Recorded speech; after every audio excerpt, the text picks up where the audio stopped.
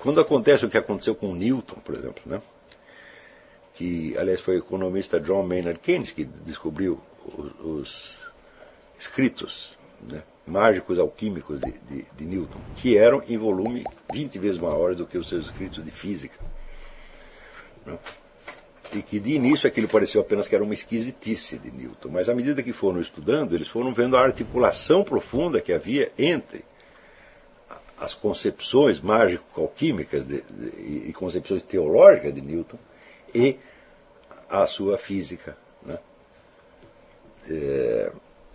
E hoje se sabe que não é possível compreender a física de Newton isolando-a de todo este contexto. No caso, não foi Newton que escondeu. Ele não escondeu nada, tá certo? Mas os seus sucessores sumiram, né, com esses escritos. Assim como a gente sabe, tem a história da irmã de Nietzsche, né, que escondeu lá uma série de escritos de Nietzsche que mais tarde apareceram. Né? Então, onde existe essa camuflagem, você você entrar numa discussão filosófica assim concebida é você aceitar um jogo de cartas marcadas, é você aceitar ser manipulado. Isso aí a gente não pode aceitar de jeito nenhum. Você tem que saber, peraí, do que você está falando realmente, qual é a experiência real da qual você tira isto. Tá certo? Não que o sujeito precisa a todo momento estar contando a sua biografia, não é isto. Tá certo? Mas a coisa tem que ser exposta de modo que a experiência subentendida ou seja narrada ou seja facilmente imaginada. Mas quando o indivíduo se refere, por exemplo, a experiências que são comuns a toda a humanidade, tá certo? Então ele não precisa ficar narrando aquilo, não precisa se referir concretamente aos fatos, porque você, ao ler o nome do conceito, você já sabe do que está falando.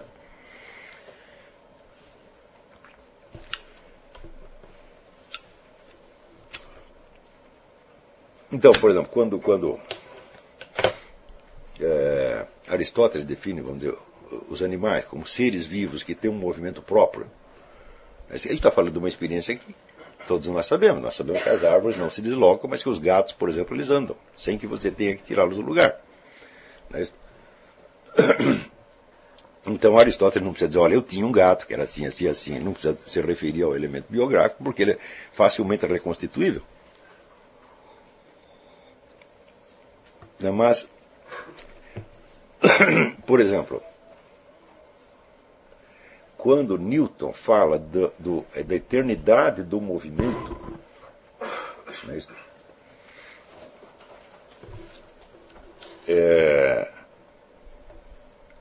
quando nós sabemos que, veja, eternidade e movimento são termos contraditórios. Uma coisa que é eterna não tem movimento nela, ela transcende o movimento. Ele usa uma expressão contraditória, movimento eterno. Será que Newton é burro? Não. Então ele quis dizer alguma outra coisa. Que coisa? Você só vai encontrar explicação para isso nas teorias teológicas de Newton. Tá certo? E, no entanto, ele usa aquilo no livro Princípios Matemáticos da Ciência da Filosofia Natural. Ele usa isso como se fosse apenas um artifício descritivo. Quer dizer, um conceito que em si não tem importância, mas que é usado para facilitar as medições. É assim que ele apresenta. E todo mundo que estuda física usa exatamente assim. E diz, mas o restante da física de Newton não é afetado por isso. Eu digo, sim, o restante não é afetado, e foi feito para não ser afetado. Quer dizer, tem ali um truque na porta de entrada, que se você aceita o truque, daí para dentro o resto decorre tudo logicamente. Só que é o seguinte, você não sabe do que Newton está falando. E, na verdade, a ideia do movimento eterno não é apenas um recurso convencional que ele usou para facilitar medições. Não é. Reflete toda uma especulação teológica que ele faz.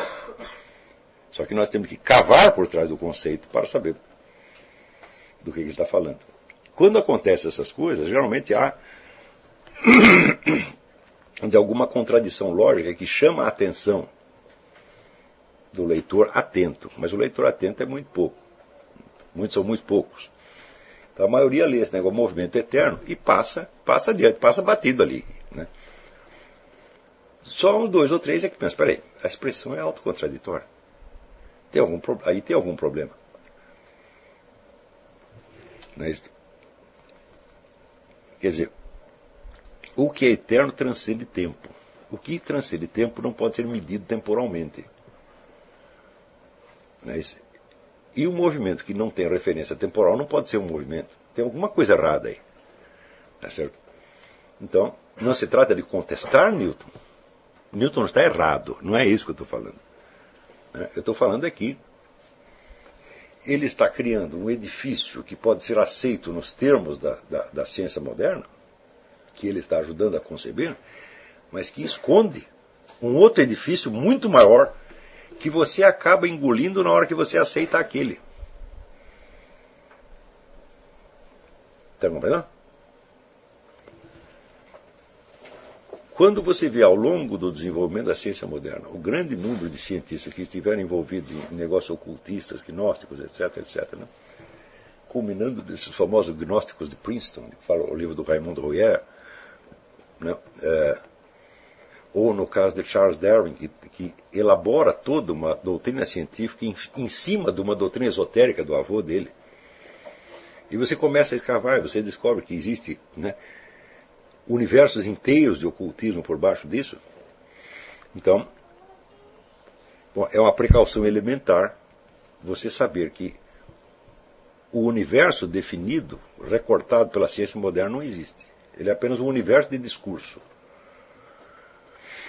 elaborado em cima de uma experiência real que ele encobre. É isso? Então, isso aqui é para dar. Eu estou só dando um exemplo, tá certo, de como, vamos dizer, a formação imaginativa é importante para você entender isso. Assim como, vamos dizer, para você. Toda investigação desse tipo é uma investigação de tipo histórico. Porque você está perguntando o que se passou efetivamente. Quer dizer, qual é a origem, qual é o fundamento existencial das doutrinas que nós estamos discutindo. Tá certo?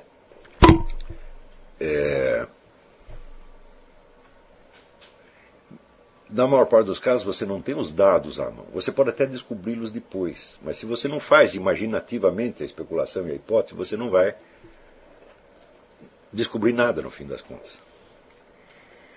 Quer dizer, você tem que transformar, vamos dizer, o filósofo que está te apresentando uma doutrina esquisita.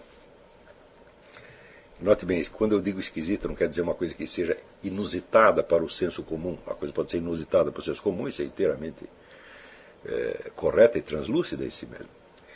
Estou dizendo uma coisa que é incongruente com ela mesma, como, por exemplo, a dúvida integral.